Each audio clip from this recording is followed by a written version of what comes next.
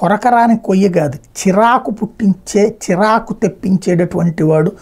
తన ఓట్ల కోసం విదేశాంగ విధానాన్ని అసహ్యకరమైనటువంటి మలుపులు తిప్పినటువంటి వాడు ట్రూడో.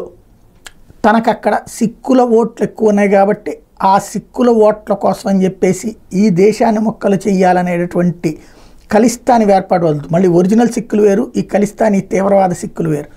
ఈ ఖలిస్తానీలతో జట్టు కట్టినటువంటి ట్రూడో భారత్ని నానా రకాలుగా ఇబ్బంది పెట్టాడు. అలాగే వాడికి అక్కడ ఉన్నటువంటి పెద్ద వాడు అనకూడదు, వాస్తవంగా ప్రధానమంత్రి స్థాయి వాడిని అనకూడదు.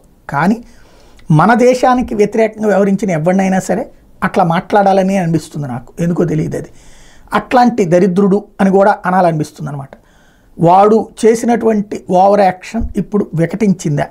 ఓ పక్కన ట్రంప్ చాలా కీలకమైనటువంటి వ్యాఖ్యలే చేసుకొచ్చాడు ట్రూడో గురించి.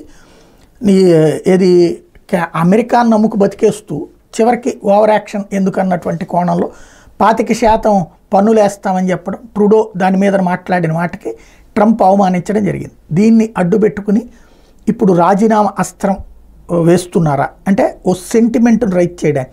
నెక్స్ట్ ఎలక్షన్లో పొరపాటు కూడా గెలవడేతనం అని చెప్తున్నారు. కాబట్టి రాజీనామా చేయబోతున్నాడు అంటూ సిటీవీ, అక్కడ ఉన్నటువంటి సిటీవీ ఒక కథనాన్ని ప్రొజెక్ట్ చేసింది. ఏం జరుగుతుందో చూడాలి.